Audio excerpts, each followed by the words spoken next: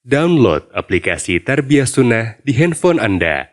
Tersedia di Google Play dan App Store.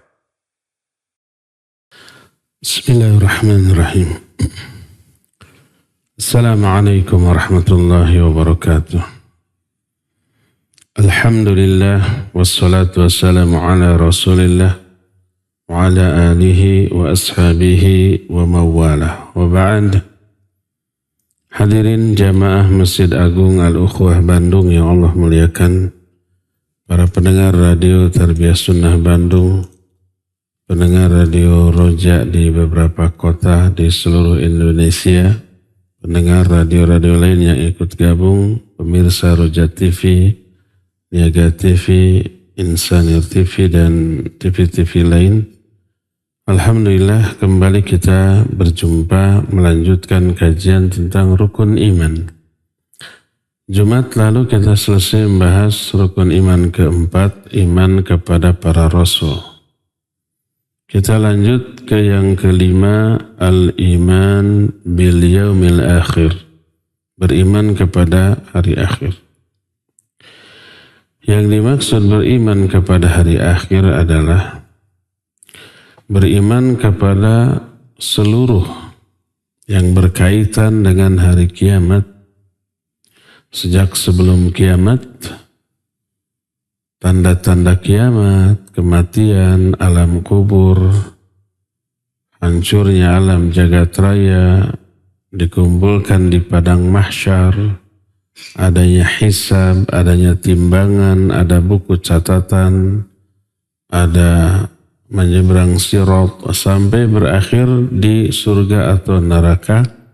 Itulah yang dimaksud dengan beriman kepada hari akhir.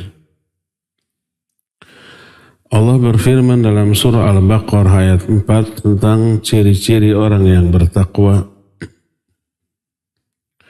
Walladzina yu'minuna bima unzila ilaika wa ma unzila min qablik wabil akhirati hum yuqinun.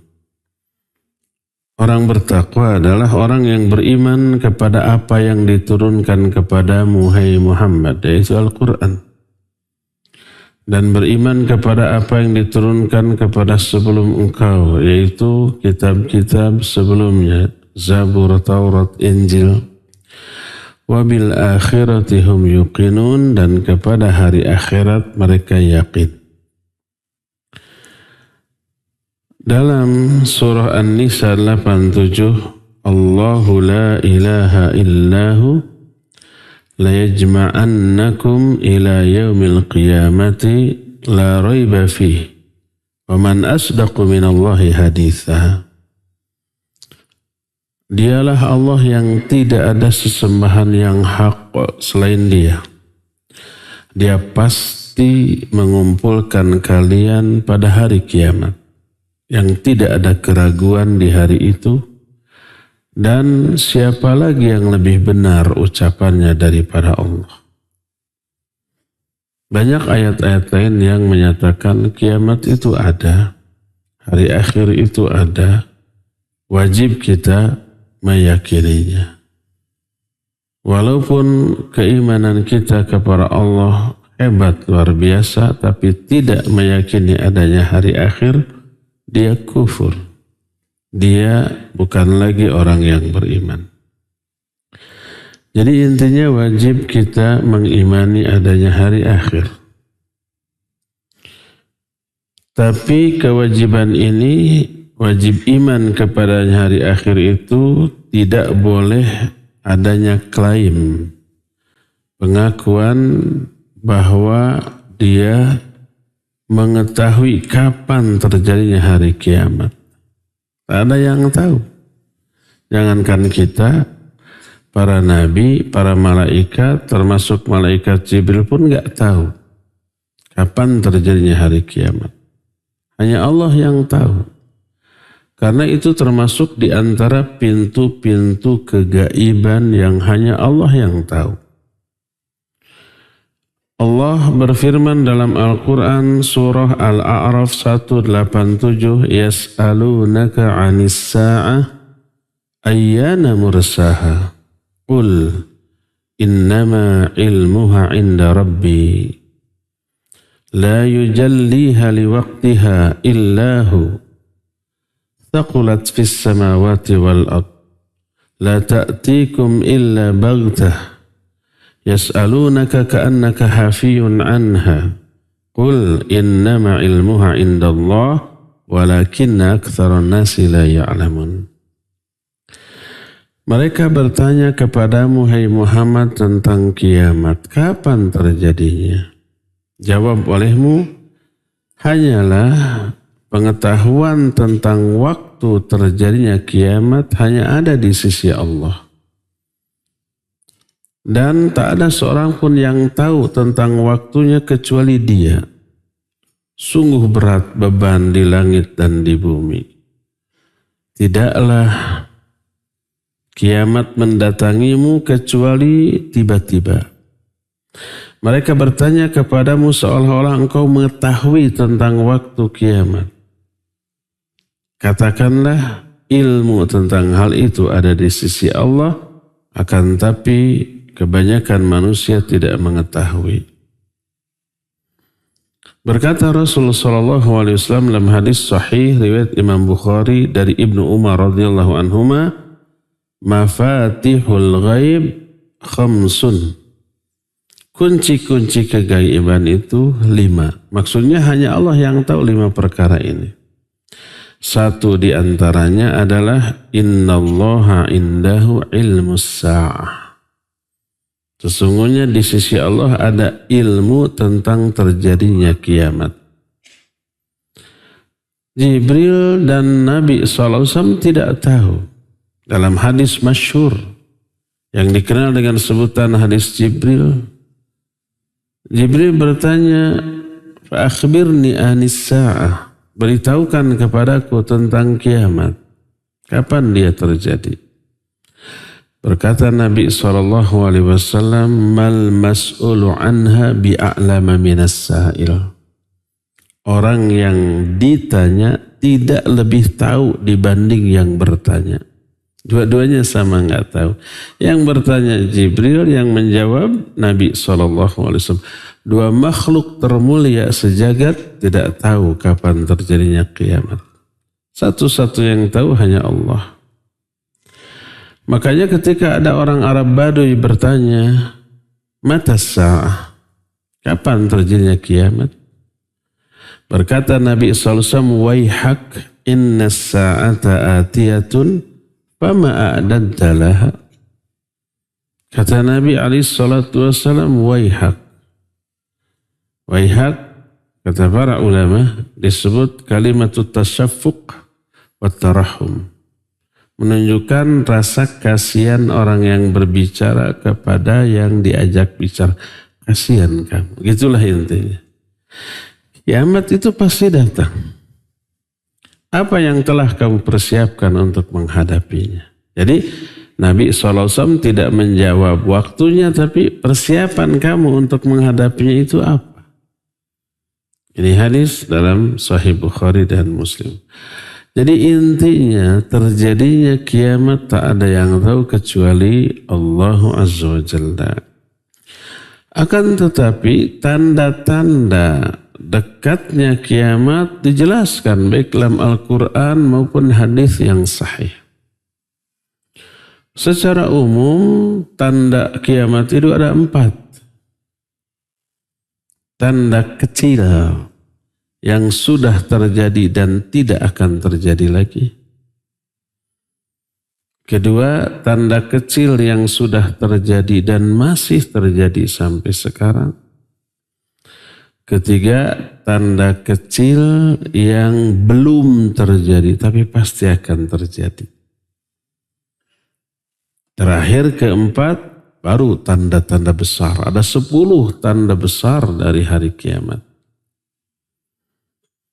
Nah, sekarang kita masuk dulu tanda-tanda kecil. Tanda kecil kan ada 3 yang sudah terjadi dan tidak terjadi lagi. Yang sudah terjadi dan masih terjadi, dan yang belum terjadi tapi pasti terjadi. Di antara tanda-tanda kiamat, tanda-tanda kecil dari kiamat besar. Tandanya kecil, kiamatnya besar. Maksud kiamat besar terjadi hancurnya alam jagat raya. Kalau kiamat kecil, kematian. Setiap kematian itu kiamat bagi yang mengalaminya. Tapi disebut kiamat kecil. Nah, sekarang tanda kecil bagi kiamat besar. Pertama, ini yang sudah terjadi dan tidak terjadi lagi. Apakah itu? Diutusnya Nabi terakhir. Nabi akhir zaman dan kematiannya. Ini juga termasuk tanda-tanda kiamat. Artinya, diutusnya Nabi terakhir sudah dekat kepada kiamat besar. Berdasarkan sabda Nabi SAW, bu'ithtu ana was-sa'a kahatain. Aku diutus ketika jarak antara aku dan kiamat seperti ini nih. Kemudian beliau menunjukkan dua jarinya, jari telunjuk dengan jari tengah. Jangan ada yang moto, nanti pas musim kampanye dimanfaatkan. Oh, Ustadz juga nomor 2. Maksudnya seperti ini. Dekat sekali. Hadis ini sahih riwayat Imam Bukhari dan Imam Muslim. Itu sudah terjadi dan tidak terjadi lagi. Kedua, termasuk terbelahnya bulan. Itu sudah terjadi dan tidak terjadi lagi. Dan itu termasuk tanda kiamat. Dalam surah Al-Qamar ayat pertama dikatakan iqtarabatis sa'ah wansyaqqal qamar. Sudah dekat kiamat dan sudah terbelah bulan. Ini dahulu ketika Nabi SAW mengumpulkan orang-orang, memberitahukan bahwa beliau adalah utusan Allah. Orang musyrik Quraisy itu meminta bukti, apa bukti bahwa kamu utusan Allah. Oleh Nabi SAW ditantang balik. Bukti apa yang kalian minta agar kalian yakin? Kalau dikasih bukti ini bukan itu, bisa ditolak. Bukti apa yang kalian minta agar kalian yakin? Berembuk. Memusyawarahkan kira-kira bukti yang mustahil dilakukan. Sepakat. Tuh ada bulan purnama tuh. Coba kamu belah jadi 2. Maka tantangan itu dipenuhi. Beliau menunjuk ke arah bulan seolah-olah membelah bulan dengan jarinya. Kemudian apa yang terjadi? Bulan terbelah dan semua orang melihat. Tapi apa yang terjadi? Dasar bandel. Tadi nanya juga bukan niat mau imannya. Sihirnya hebat. Itu tukang sihir. Kurang gimana nyebelinnya. Dengan apapun kalau hati mereka sudah terkunci, nggak akan bisa percaya dan iman kepada kebenaran. Nah, itu termasuk tanda kiamat yang sudah terjadi dan tidak akan terjadi lagi. Dan banyak lagi yang lain. Ini yang kedua. Ketiga. Sebagian ulama ada yang menyebut yang ketiga ini sudah terjadi dan tidak terjadi lagi. Sebagian menyatakan belum terjadi dan pasti akan terjadi. Yaitu apa? Antalidal amatu rabbataha wa antaral huffatal uratal alata ri'a asya yatatawwaluna fil bunyan. Ini penggalan dari hadis Jibril tadi dari Umar bin Khattab radhiyallahu anhu. Jibril pertama ketika fa akhbirni anis sa'ah. Beritahukan kepadaku tentang kiamat. Dijawab yang ditanya tadi lebih tahu dari yang bertanya. Fa akhbirni an amaratiha. Kalau begitu terangkan kepadaku tanda-tandanya. Beliau menjawab antalidal amatu rabbataha. Kalau hamba sahaya wanita telah melahirkan tuannya. Dan engkau melihat orang hufat, urat, alat. Hufat itu bahasa kitanya nyeker, tidak beralas kaki. tidak pakai sendal, sepatu, kaos kaki, telanjang kaki kemana-mana. Terus urat, dia telanjang badan.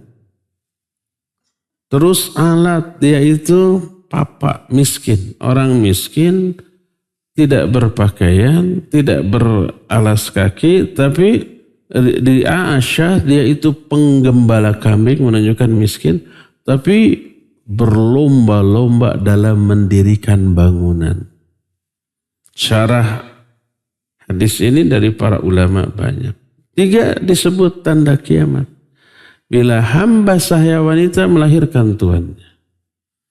Dan bila engkau melihat orang miskin, orang bodoh, orang tak status sosialnya rendah, berlomba dalam mendirikan bangunan. Apa maknanya? Adapun makna bila hamba sahaya wanita telah melahirkan tuannya ada 2 makna. Makna majazi dan makna hakiki. Makna kiasan majazi teh. Makna majazi adalah ini ungkapan tentang menyakiti ibu. Anak durhaka kepada orang tuanya. Sehingga diungkapkan ibu itu melahirkan tuannya, anaknya menjadi tuan bagi ibunya. Ibunya diperbudak oleh anaknya. Ini kedurhakaan. Dengan makna ini kiamat, tanda kiamat ini sudah terjadi dan masih terjadi. Ada sekarang anak-anak durhaka? Banyak. Banyak apa semua? Mudah-mudahan tidak semua ya, tapi banyak. Ini makna majazi. Makna kedua, makna hakiki. Artinya betul seorang hamba sahaya wanita yang statusnya budak melahirkan anak yang kemudian anak itu menjadi tuan baginya. Kapan itu terjadi? Ketika ada perbudakan. Sekarang kan perbudakan tidak ada. Tapi andai nanti ada perbudakan dan ini isyarat. Perbudakan menjelang kiamat bakal ada lagi. Makanya ayat dan hadis yang mengatur perbudakan abadi sampai kiamat. Sekarang tidak ada, hapus aja ayat hadis ini. Nggak bisa, nanti akan terjadi lagi. Dan ayat ini masih berlaku sampai hari kiamat. Dan perbudakan lahir hasil peperangan. Kita nanti akan bahas salah satu tanda kiamat peperangan tuh. Dan yang kalah dan tertawan masih hidup tidak mati dan tidak ditebus oleh keluarganya, dia menjadi hamba sahaya. Di antaranya para wanita ada yang ikut perang, ada mungkin sebagai tentara wanita atau tukang masak atau sebagai tenaga medis wanita ada kan? Kalah tertawan, tidak ditebus, statusnya menjadi budak. Dan budak menurut syariat Islam halal digauli oleh tuannya. Itu ayat dan hadis yang sahih. Ayat ini nggak bisa dihapus. Ada dalam surah umpamanya Al-Mu'minun, ya, ada juga dalam surah Al-Ma'arij. Lafad ayatnya sama. Walladzina hum li furujihim hafidhun illa ala azwajihim aw ma malakat aymanuhum fa innahum ghairu malumin.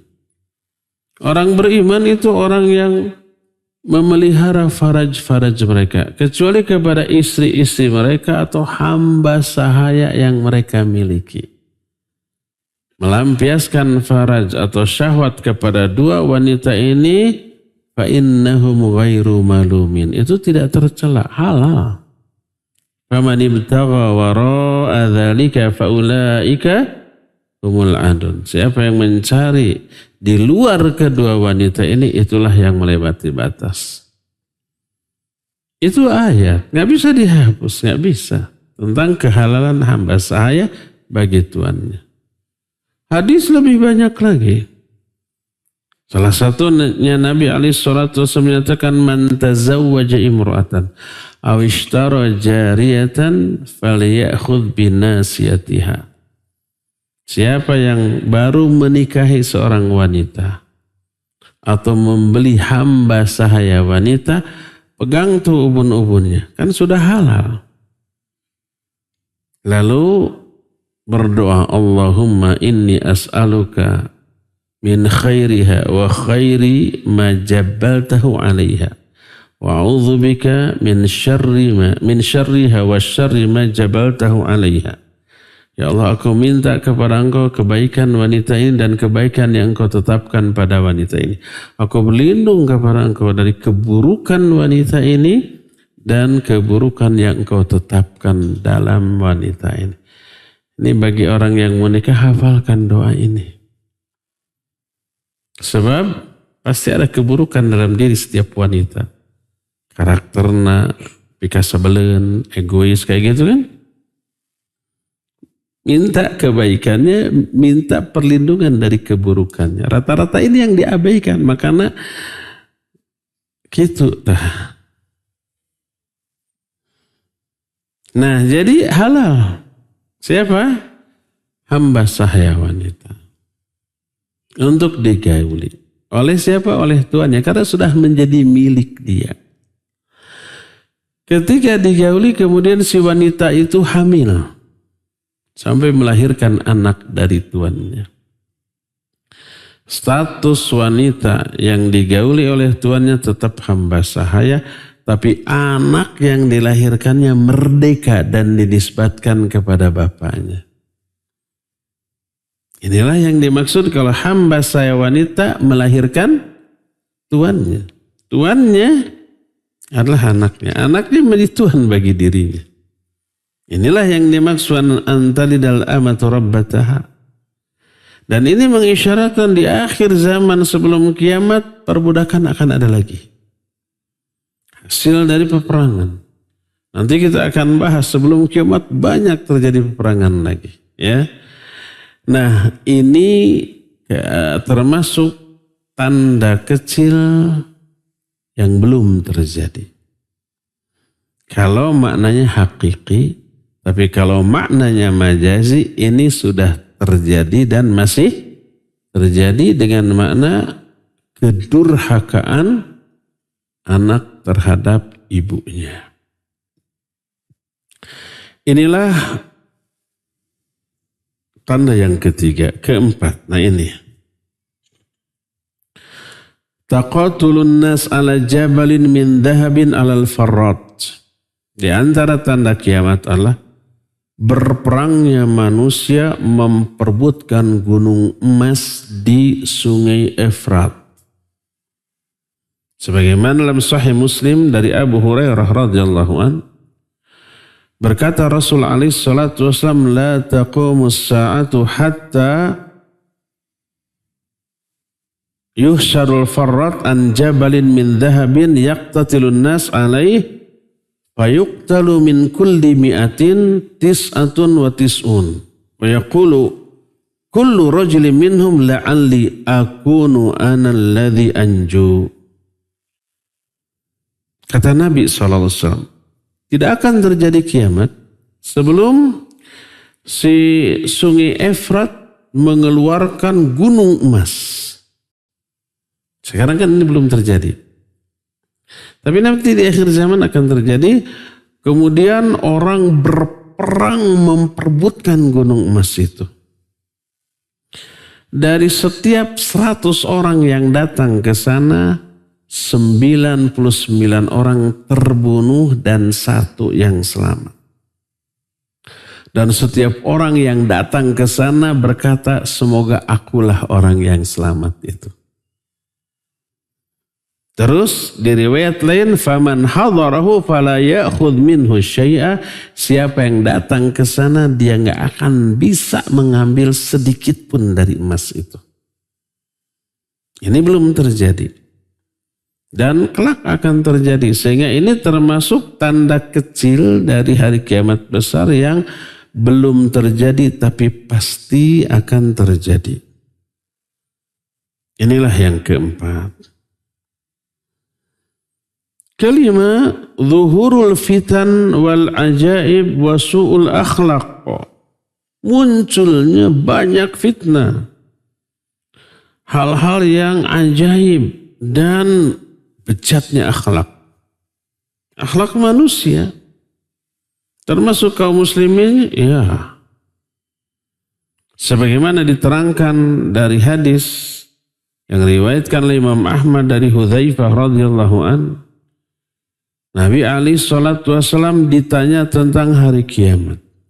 Beliau menjawab, ilmuha inda rabbi la yujalliha liwaqtiha illahu walakin sa'ukhbirukum bimasyarithiha.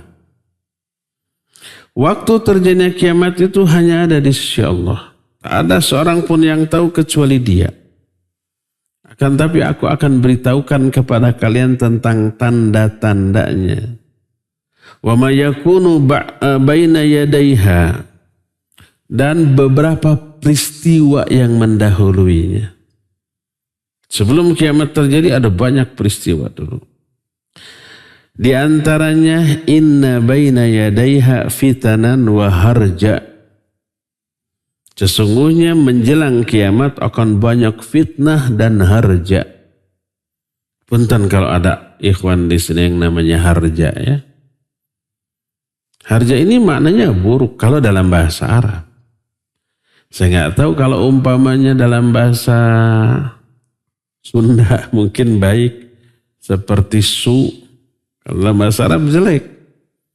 Tapi kalau dalam bahasa apa Jawa, apa Sangsakerta, su itu baik ya. Su sastra, bahasa yang baik ya. Suharto, harta yang baik. Kalau bahasa Jawa apa Sangsakerta? Sangsakerta ya. Tapi kalau su dalam bahasa Arab buruk. Harja dalam bahasa Arab konotasinya buruk. Dalam bahasa Sunda saya tidak tahu. Kecuali kalau singkatan haram jadah yaitu buruk.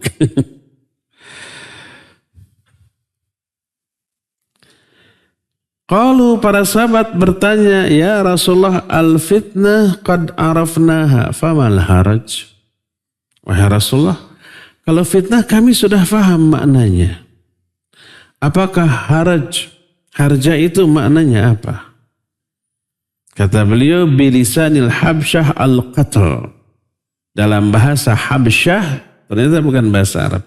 Bahasa Habsyah maknanya adalah pembunuhan. Wa yalqa bainan nas at-tanakur fala yakadu ahadum ya'rifu ahada. Manusia saling berjumpa, saling bertemu dengan orang asing, hampir-hampir tak ada satupun yang saling mengenalnya. Itu diantara beberapa tanda-tanda kecil dari kiamat. Lalu fitnah yang dimaksud di dalam hadis ini apa? Kan fitnah banyak ragamnya ya. Kalau pembunuhan, ya kita tahu. Dan itu termasuk salah satu di antara bentuk fitnah. Tapi disebut secara khusus menunjukkan penting atau dominannya ciri tersebut. Akan banyak terjadi pembunuhan. Adapun fitnah itu banyak jenisnya. Ada peperangan antara dua pasukan besar yang dua-duanya dari kalangan kaum muslimin. Semua seruannya sama. Masing-masing takbir Allahu Akbar ini, itu juga Allahu Akbar.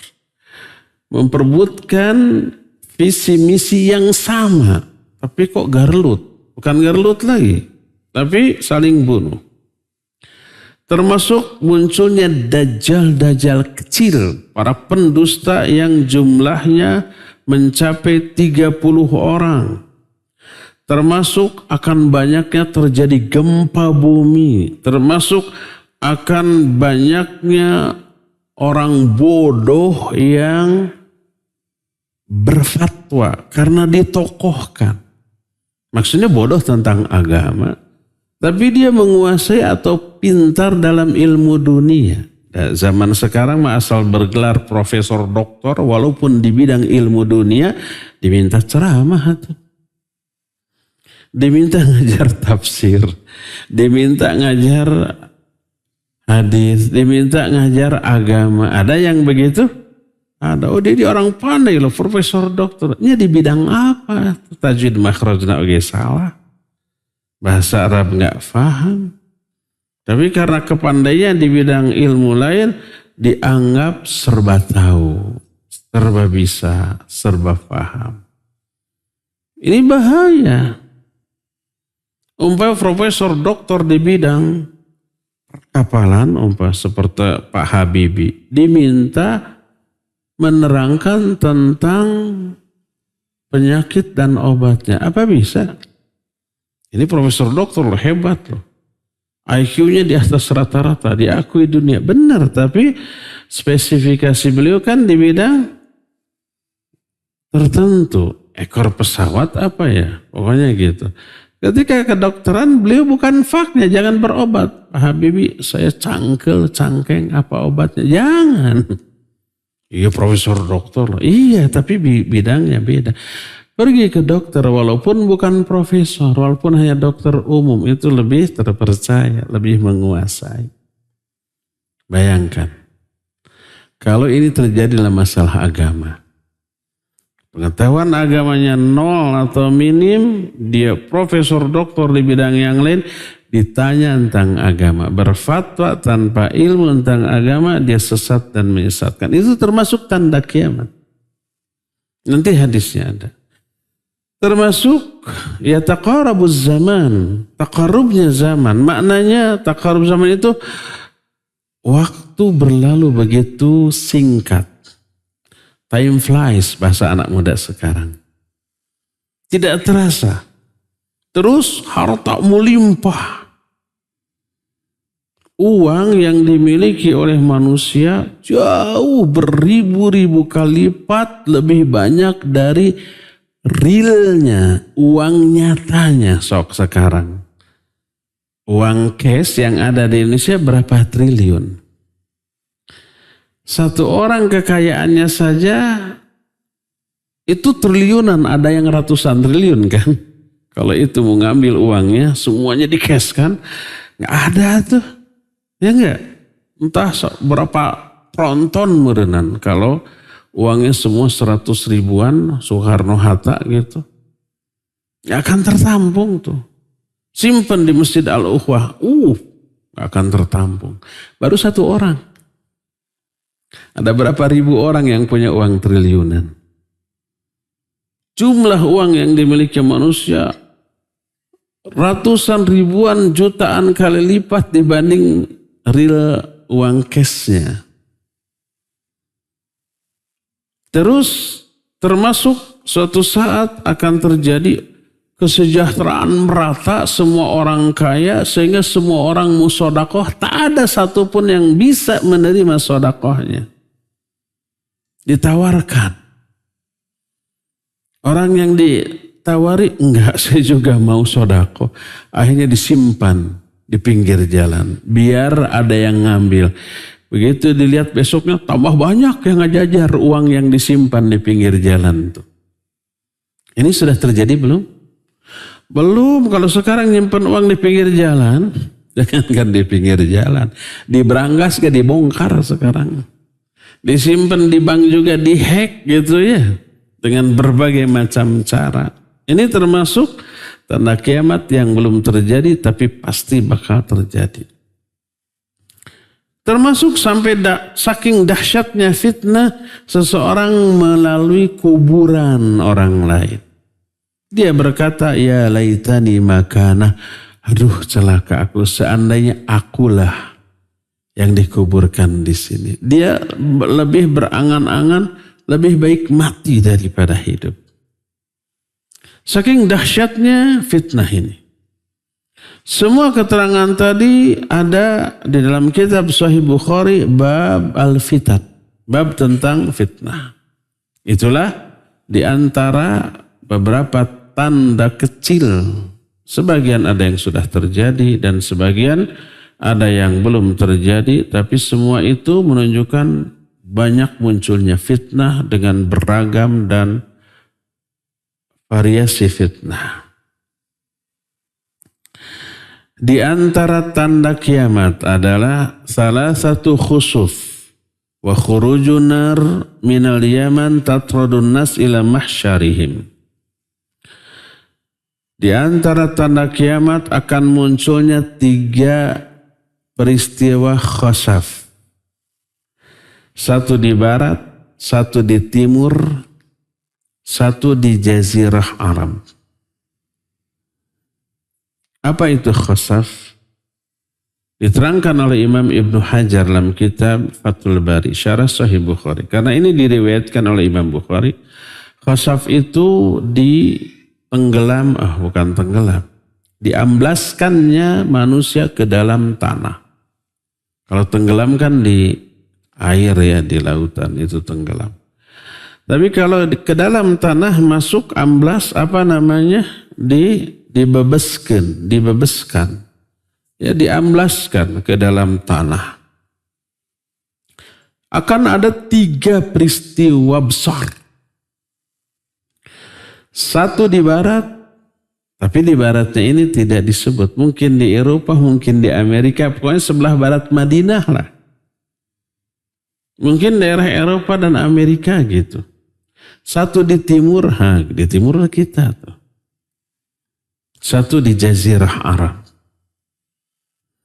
Kata Imam Ibnu Hajar, terjadi beberapa peristiwa diamblaskannya satu komunitas manusia ke dalam tanah. Baik di timur, di barat, atau di Jazirah Arab. Tapi kata beliau, barangkali itu tak seberapa.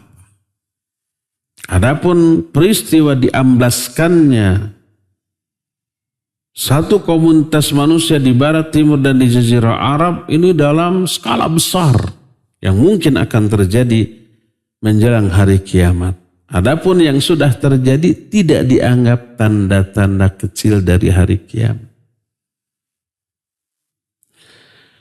Diterangkan dalam Sahih Muslim dari Hudzaifah bin Usaid Al-Ghifari radhiyallahu anhu. Dia berkata, Tala'an Nabi alaihi salatu wassalam alaina wa nahnu natadhakkar.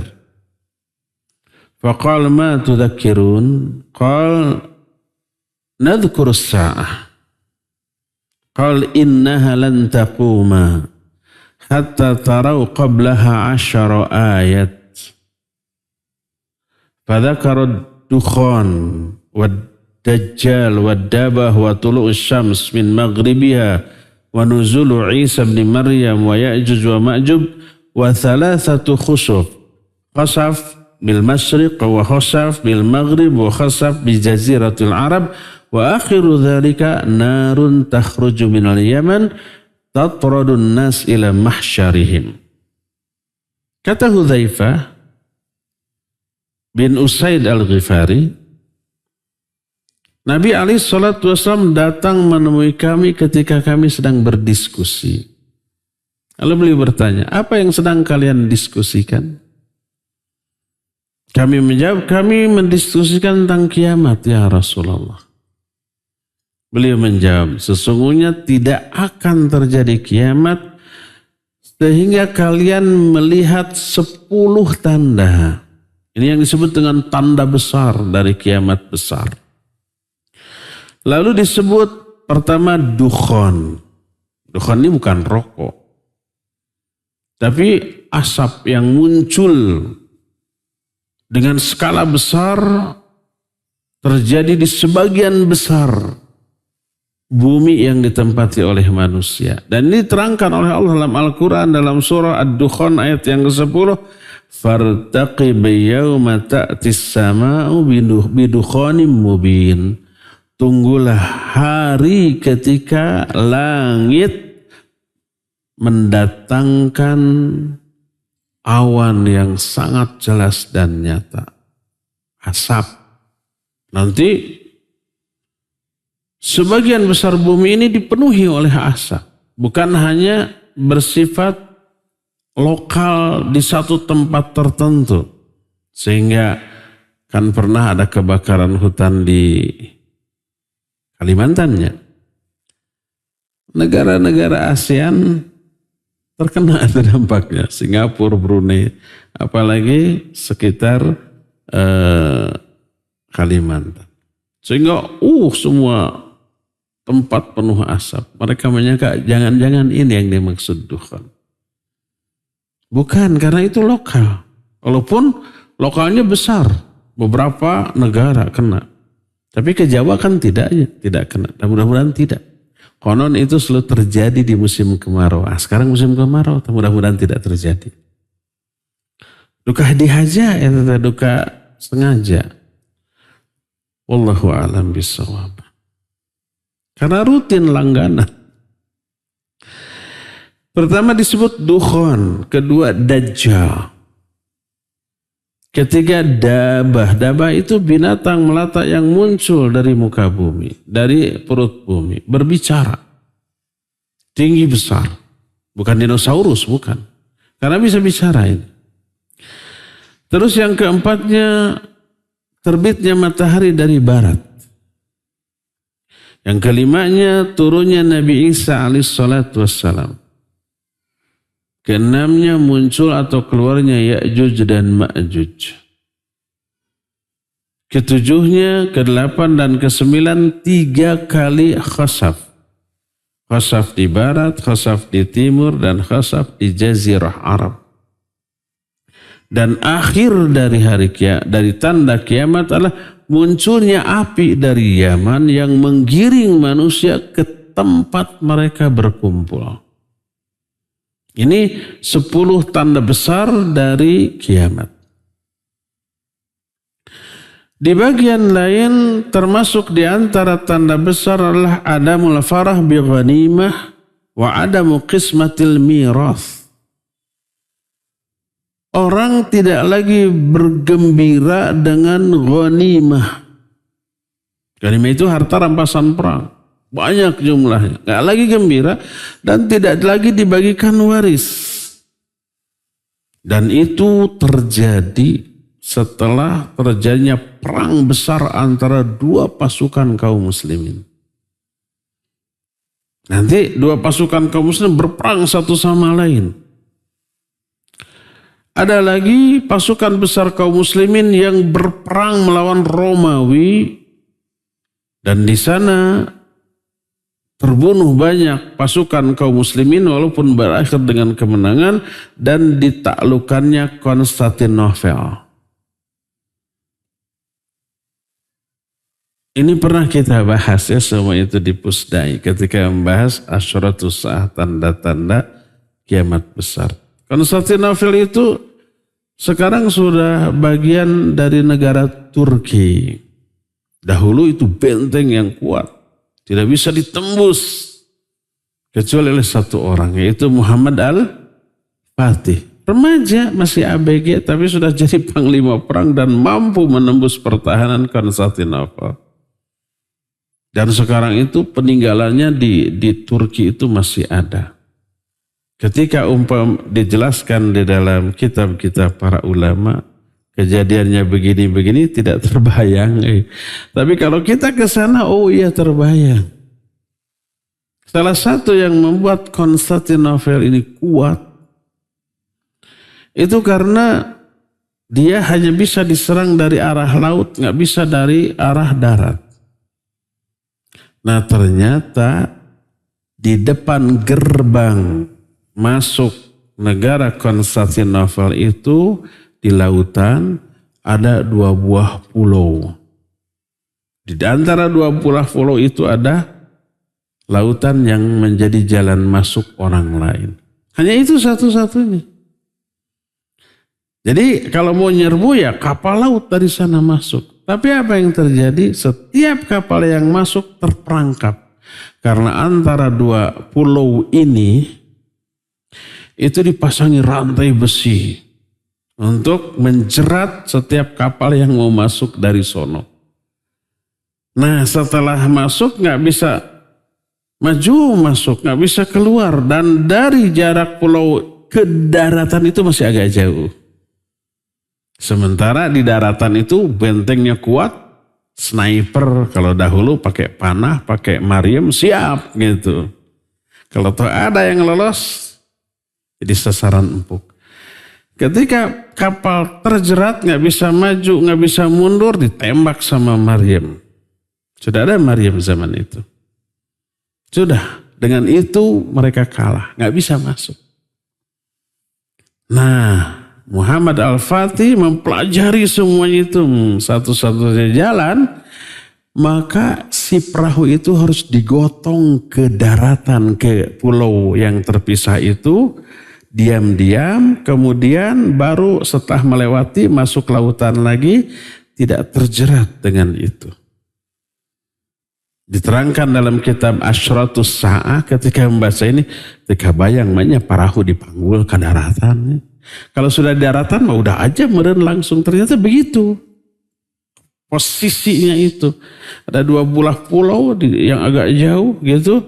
Nah, kalau sudah terlewati 20 itu masih lautan lagi baru ke daratan. Nah, melewati 20 itu yang susah. Ternyata itu dipanggul semalaman tanpa diketahui. Tiba-tiba perahu itu sudah masuk ke dalam dan menyerbu dalam keadaan mereka lengah. Dengan itu tertaklukkan. Nah, itu pernah terjadi zaman dahulu dan ini termasuk di antara tanda kiamat. Sebagian ulama menyatakan ini sudah terjadi, sebagian lagi belum dan kelak akan terjadi lagi. Ini baru episode pertama dari penaklukan Konstantinopel. Nanti akan ada lagi episode kedua menjadi tanda sudah dekatnya kepada hari kiamat. Itu termasuk di antara tanda kiamat sebagai bukti setelah Konstantinopel ditaklukkan, seluruh harta rampasan perang dikumpulkan, muncul pengumuman Dajjal sudah muncul. Beredar. Sehingga semua orang merasa khawatir terhadap keluarga yang ditinggalkan. Maka ghanimah harta rampasan perang ditinggalkan oleh mereka semuanya. Kembali ke rumahnya masing-masing karena mendengar kemunculan Dajjal laknatullahi alaih. Dan ini mengisyaratkan bahwa penaklukan Konstantinopel itu nanti di akhir zaman menjelang munculnya Dajjal laknatullahi alaih. Nanti rinciannya akan kita jelaskan. Nah, di antara tanda kiamat adalah keluarnya Dajjal, turunnya Nabiullah Isa alaihissalatu wassalam untuk membunuh Dajjal, kemudian keluarlah Ya'juj dan Ma'juj dan mengepung Nabi Isa dan para sahabatnya sampai menggiring mereka ke Bukit Tursina. Selama di sana mereka berdoa kepada Allah. Semoga Allah segera memusnahkan Ya'juj dan Ma'juj. Tidak berani keluar. Dajjal yang gagah perkasa dibunuh oleh Nabiullah Isa alaihissalatu wassalam. Karena ketika Nabi Isa dilihat oleh Dajjal, tubuh Dajjal itu meleleh. Yang apabila dibiarkan demikian, niscaya Dajjal akan terbunuh. Tapi Allah tidak ingin Dajjal terbunuh dengan cara demikian. Lari dikejar sampai tiba di sebuah tempat namanya Babul Lud. Gak bisa lari lagi, baru tusuk dengan tombak pendek dan darahnya muncrat. Mati Dajjal di sana. Nah, salah satu di antara mukjizat Nabiullah Isa alaihissalatu wassalam adalah dari tubuhnya keluar aroma khas. Siapa saja di kalangan manusia yang kafir menghisap aroma itu, mereka mati. Dan aroma Nabi Isa sampai ke tempat sejauh pandangan Nabi Isa. Asal kelihatan mati itu. Makanya kalau manusia biasa mati, Dajjal tidak langsung mati tapi meleleh. Nah, kemudian setelah episode Dajjal selesai, keluarlah Ya'juj dan Ma'juj. Jumlah yang luar biasa banyak, kekuatan yang dahsyat yang tidak bisa dikalahkan atau ditandingi oleh siapapun. Sampai Nabi Isa dan sahabatnya menyepi atau kabur atau menghindar di Bukit Tursina. Yang mereka lakukan berdoa. Sampai musnahlah Ya'juj dan Ma'juj. Oleh makhluk lemah dan kecil. Tapi triliunan jumlahnya. Yaitu apa? Munculnya belatung dari punduk mereka. Belatung itu kemudian memakan seluruh daging tubuh Ya'juj dan Ma'juj. Semuanya mati. Jadi pas Nabi Isa dan sahabatnya keluar turun dari gunung, mereka mendapati seluruh tempat dipenuhi oleh kerangka bangkai Ya'juj dan Ma'juj dan baunya sangat menyengat. Hesenya lengkah, nggak bisa melangkah karena di mana-mana bangkai Ya'juj dan Ma'juj. Lalu Nabi Isa berdoa agar kasus bangkai ini bisa diselesaikan. Lalu Allah mengirim burung-burung, bukan ababil, bukan burung yang menghancurkan pasukan gajah. Ababil bukan nama burung. Ababil itu ngalet, ngabandalet bahasa Sunda. Nama apa? Rame-rame gitu, banyakan apa? Berbondong-bondong. Itu makna ababil, bukan nama burung. Apa nama burungnya? Duka, wallahu a'lam. Apakah burung beo? Jelas bukan. Nah, Allah mengirimkan burung lalu menyambar seluruh sisa-sisa bangkai Ya'juj dan Ma'juj dan dilempar entah kemana. Sebagian riwayat ke lautan. Lalu setelah itu Allah Azza wa Jalla mengirim hujan yang sangat deras. Menyapu sisa-sisa serpihan daging dan darah dari Ya'juj dan Ma'juj. Begitu derasnya sampai tersapu ke lautan dan akhirnya tanah ini bersih lagi dan barokah lagi, mampu menumbuhkan tumbuh-tumbuhan lagi. Lalu Nabi Isa alaihissalatu wassalam memimpin manusia dengan menerapkan Al-Quran dan As-Sunnah. Bukan menerapkan Injil, bukan. Tapi Al-Quran dan As-Sunnah. Itu ringkasnya ya. Setelah itu muncul angin yang halus. Dan setiap orang yang memiliki iman walaupun sekecil debu, orang itu mati. Sehingga yang tersisa adalah orang-orang yang tidak memiliki iman sama sekali.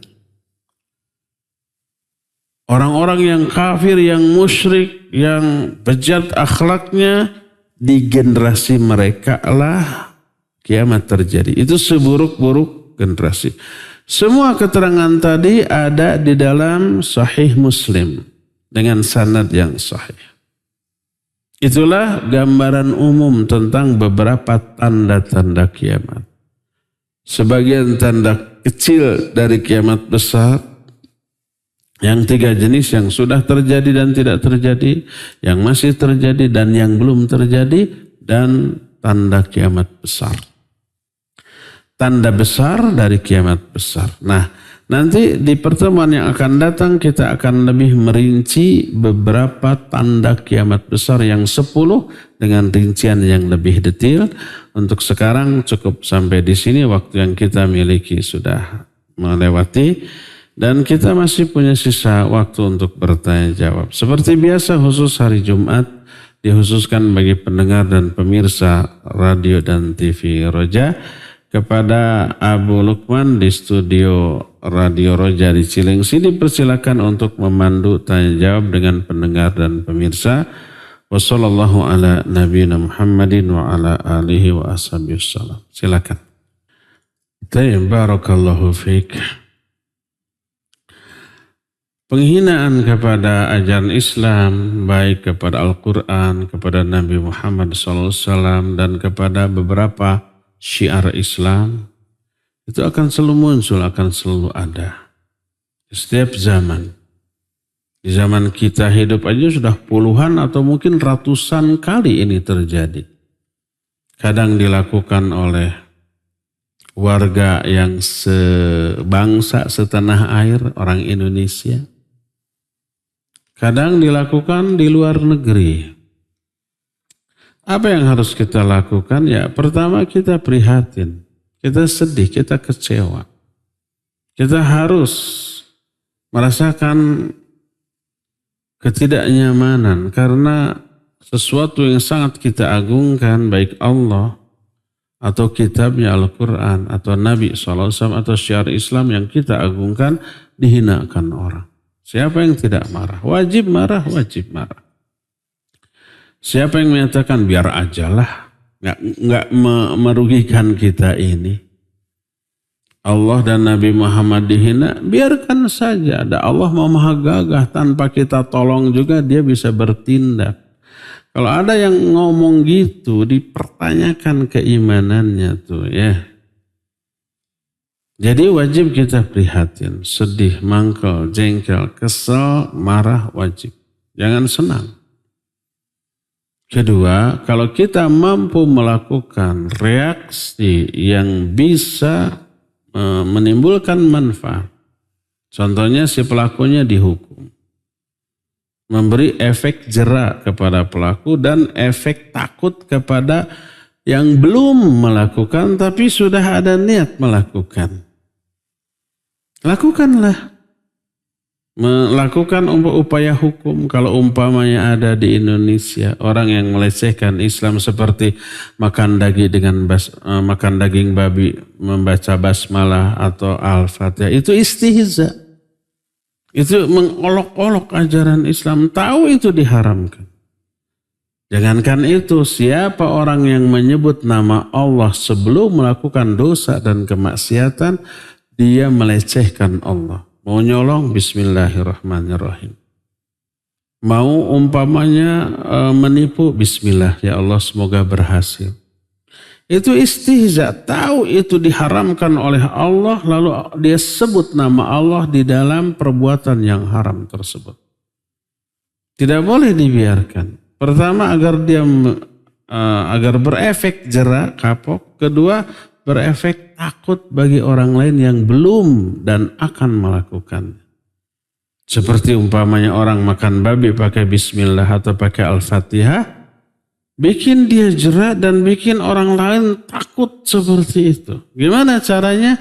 Tuntut di muka hukum, pidanakan kalau memang bisa dipidanakan. Di Indonesia bisa. Pemerintah masih memiliki atensi terhadap masalah ini.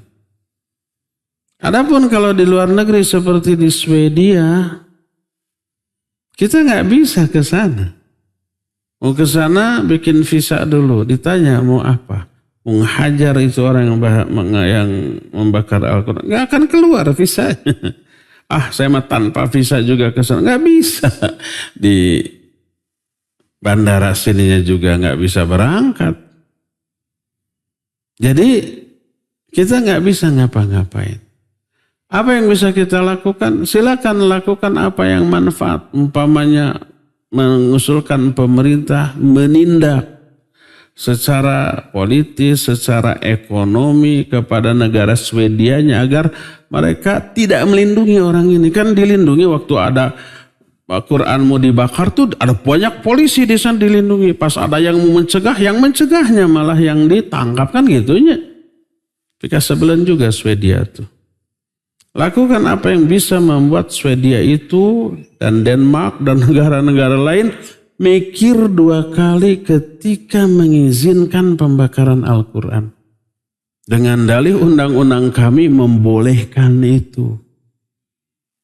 Nanti negara lain, negara Islam, undang-undang kami mengharuskan menghajar orang itu walaupun di luar negeri gitu aja nanti. Adakan teror mental kepada si pelaku melalui apa saja. Alhamdulillah kemarin katanya ada yang ngegebukinnya di tengah jalan ketemu, dihajar sama petarung MMA. Dan kurang puas, gak sampai KO gitu. Hanya sampai kabur aja. Tapi lumayan lah bonyok-bonyok ke rumah sakit. Lumayan, mungkin kurang ampuh jurusnya tuh. Lakukan apa yang bisa dilakukan. Sebatas tidak menimbulkan madarat kepada umat secara lebih luas lagi ya. Mudah-mudahan Allah Azza wa Jalla tetap menjaga kemurnian, kesucian ajaran Islam ini dan menimpakan azab Semoga Allah menurunkan azab kepada Swedia dan Denmark yang melindungi atau mengaplegar terhadap pembakaran Al-Quran tersebut. Mudah-mudahan sebentar lagi dikirim baik gempa bumi ataupun angin apa yang gitu teh, tornado yang memporak-porandakan mereka gitu. Semoga akhirnya mereka kapok untuk melegalisir perbuatan nista tersebut. Wallahu a'lam bishawab. Silakan lagi. Baik, barakallahu fik Bapak yang bertanya. Ini pertanyaan yang insya Allah akan menguntungkan saya. Kenapa? Karena setelah ini saya akan pulang membuka kitab tafsirin. An-Nisa Ali Imran 135 tentang ciri-ciri orang yang bertakwa. Allah berfirman, wasari'u ila maghfiratin min rabbikum wa jannatin arduha as-samawati wal ard u'iddat lil muttaqin. Bersegeralah kalian menuju ampunan Allah dan menuju surga yang seluas langit dan bumi disiapkan untuk orang-orang bertakwa. Itu ayat 133. Nah, salah satu ciri orang yang bertakwa adalah walladzina idza fa'alu fahishatan aw zalamu anfusahum dzakarullaha fastaghfaru lidzunubihim wa may yaghfiru dzunuba illallah walam yusirru ala ma fa'alu wa hum ya'lamun. Orang bertakwa adalah orang yang apabila mereka melakukan perbuatan fahisyah, perbuatan keji, dan ini dosa besar. Orang takwa mungkin terjerumus ke dalam dosa besar. Atau zalim kepada diri sendiri, ini juga dosa besar. Maka dzakarullaha, mereka cepat ingat kepada Allah, wastaghfaru lidzunubihim, lalu minta ampun atas dosa-dosanya. Wa may yaghfiru dzunuba illallah. Tidak ada yang bisa mengampuni dosa kecuali Allah. Walam yusirru ala ma fa'alu wa hum ya'lamun. Dan mereka tidak terus-menerus di atas dosanya padahal mereka tahu. Ayat ini menjelaskan perbedaan antara orang takwa dengan ahli maksiat.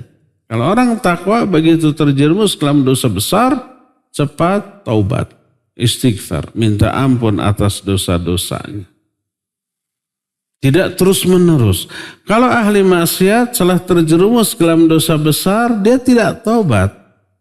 Dia tidak minta ampun, dia terus musir ala ma fa'alu. Musir itu terus-menerus di atas dosanya karena merasa enjoy, menikmati dosa tersebut. Terus saja, tidak tobat. Itu aja perbedaannya. Orang bertakwa berdosa, orang fasik juga berdosa. Bedanya orang takwa setelah berdosa, berhenti, tobat, minta ampun, orang fasik tidak. Nah, Bapak tadi bertanya tentang asbabun nuzul, sebab-sebab turunnya ayat ini. Saya terus terang belum tahu, belum membaca apakah ada asbabun nuzulnya atau tidak. Karena tidak semua ayat ada asbabun nuzul. Tapi setelah ini menunjukkan kita kurang baca. Baca tiap hari betul, tapi ada yang luput. Ini termasuk yang memotivasi saya. Nanti saya pulang, saya baca kitab tafsir, mungkin ada asbabun nuzul, tapi saya belum tahu. Mungkin betul tidak ada, karena tidak semua ayat yang turun ada sebab-sebab turunnya. Terima kasih Pak ya. Insya Allah kalau ada waktu dan ingat, hari Jumat yang akan datang, tanyakan lagi. Atau kalau saya ingat, langsung saya terangkan tentang asbabun nuzul ayat ini. Wallahu a'lam bishawab. Silakan lagi Adiyar Abu Lukman. Baik. Barakallahu fik. Masalah Dajjal, masalah gaib. Karena belum terjadi. Walaupun pasti akan terjadi dan wajib kita yakini akan terjadi. Tapi karena ini peristiwa di masa yang akan datang termasuk perkara gaib. Perkara gaib ini tidak boleh diyakini kebenarannya. Kecuali kalau bersumber dari dua sumber yang valid. Pertama Quran, Kedua, hadis yang sahih dan valid kesahihannya. Karena kedua sumber tadi baik Quran ataupun hadis yang sahih adalah bersumber dari Allah yang maha mengetahui perkara gaib. Dan Allah tidak pernah memberitahukan perkara gaib ini kepada seorang pun kecuali kepada Rasul yang diridhoinya. Dalam surah Jin Allah menyatakan alimul ghaibi fala yudhiru ala ghaibihi ahada illa man irtada min rasulin. Allah lah yang maha mengetahui perkara yang gaib. Dan Allah tidak memberitahukan perkara gaib ini kepada seorang pun kecuali kepada Rasul yang diridhoi. Dan Rasul terakhir adalah Nabi kita Muhammad SAW.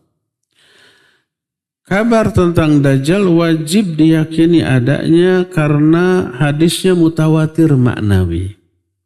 Syekh Al-Albani rahimahullah sebagai muhaddits abad kini telah menyusun kitab khusus tentang Dajjal, mengumpulkan hadis-hadis tentang Dajjal. Beliau menyatakan derajat hadis Dajjal mencapai derajat mutawatir maknawi. Pasti sahih, valid dan benarnya. Dan wajib kita yakini. Wajib juga kita yakini beberapa informasi tentang Dajjal. Bahwa Dajjal itu picek. Bahwa Dajjal itu nanti akan hidup hanya 40 hari. Hari pertama lamanya setahun, kedua sebulan, ketiga sepekan, hari keempat sama dengan hari-hari biasa. Dajjal membawa api dan air. Yang kelihatan api sebenarnya air, yang kelihatan air sebenarnya api. Siapa yang meminum airnya, dia akan menjadi pengikutnya. Itu dijelaskan dalam hadis sahih dan wajib kita yakini. Adapun informasi tentang Dajjal yang tidak diterangkan dalam Quran dan hadis yang sahih tidak boleh kita yakini. Termasuk adanya pendapat atau prediksi yang menyatakan Dajjal ini akan muncul dari segitiga Bermuda. Hadis riwayat Imam Muslim dari Tamim Ad-Dari radhiyallahu an, Dajjal sudah ada dan berada di sebuah pulau. Pulau mana? Wallahu a'lam. Karena Tamim Ad-Dari berjumpa dengan Dajjal. Terdampar dia di sebuah pulau, ada bangunan, ada makhluk entah orang entah binatang, disebutnya jassos, seluruh tubuhnya dipenuhi bulu yang tebal, saking tebalnya tidak diketahui mana depannya mana belakangnya. Dan berbicara, kalian sudah ditunggu oleh orang yang ada di bangunan itu. Pas datang ternyata ada orang tinggi besar terbelenggu oleh rantai yang sangat kuat. Dari mulai betis atas lutut sampai ke mata kaki dibelenggu dengan besi. Besinya diikat dengan rantai yang kuat. Begitu juga tangannya dan seterusnya. Ada dialog ternyata itu Dajjal. Di sebuah pulau. Di mana? Tidak ada keterangan. Saya nggak tahu apakah di zaman Nabi SAW istilah segitiga Bermuda ini sudah ada atau belum. Wallahu a'lam. Tapi tidak diterangkan di mana letaknya. Apakah betul di segitiga Bermuda? Tidak dijelaskan. Maka tidak boleh diyakini. Prediksi, dugaan, rabaan mungkin. Dan memang ada buku yang disusun oleh Isa Daud yang menjelaskan tentang bahwa segitiga Bermuda karena keanehannya itu adalah tempat bermukimnya Dajjal. Terus ada lagi yang menyatakan itu adalah pusat kerajaan iblis dan seterusnya. Disambung-sambungkan. Dikait-kaitkan. Entah terkait entah tidak. Dengan alasan tidak ada di dunia ini yang terjadi kebetulan, secara kebetulan. Semua Allah tetapkan. Betul, tapi mengaitkan antara satu kasus dengan kasus lain nggak bisa sembarangan. Contoh, ketika Ibrahim, putra Nabi alaihissalatu meninggal, Nabi bersedih. Bersamaan dengan peristiwa itu terjadi apa? Gerhana matahari total. Terjadi ketika di hari ketika Ibrahim meninggal. Meninggalnya Ibrahim kebetulan? Bukan, takdir Allah. Terjadinya matahari gerhana kebetulan? Enggak, itu takdir Allah. Dua-duanya Allah yang menentukan dengan hikmah tertentu. Tapi nggak boleh, gerhana itu terkait dengan kematian Ibrahim. Dan itu dugaan sahabat. Saking hebatnya pengaruh Nabi SAW yang bersedih dengan kematian Ibrahim, alam pun ikut bersedih.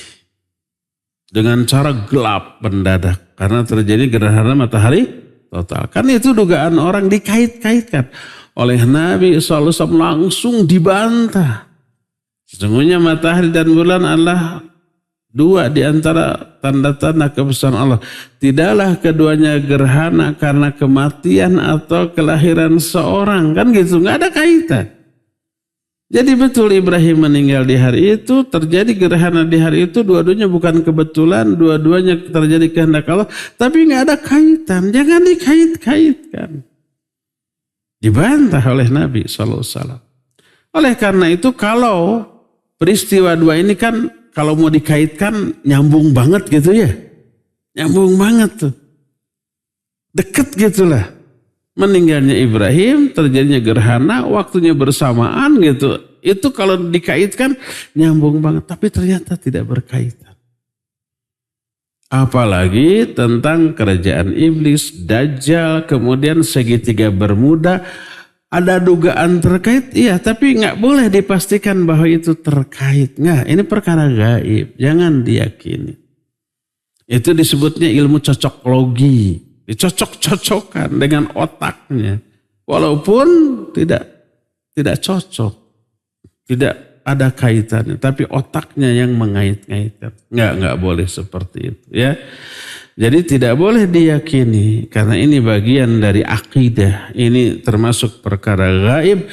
Tidak boleh diyakini segitiga Bermuda itu pusat kerajaan iblis atau tempat menetapnya Dajjal sekarang. Tidak boleh. Karena apa? Ini perkara gaib, ini masalah akidah, dan perkara gaib tidak boleh dipercaya kecuali bersumber dari dua sumber yang valid, yaitu Al-Quran dan hadis yang sahih. Tanpa ada keterangan ini nggak boleh diyakini, ya. Demikian, wallahu a'lam bishawab. Cukup ya, waktunya sudah habis. Insyaallah kita jumpa kembali di hari Jumat yang akan datang melanjutkan kajian tentang tanda besar dari hari kiamat. Subhanakallahum bihamdik, asyhadu an la ilaha illa anta, astaghfiruka wa atubu ilaik, walhamdulillahi rabbil alamin. Wassalamualaikum warahmatullahi wabarakatuh.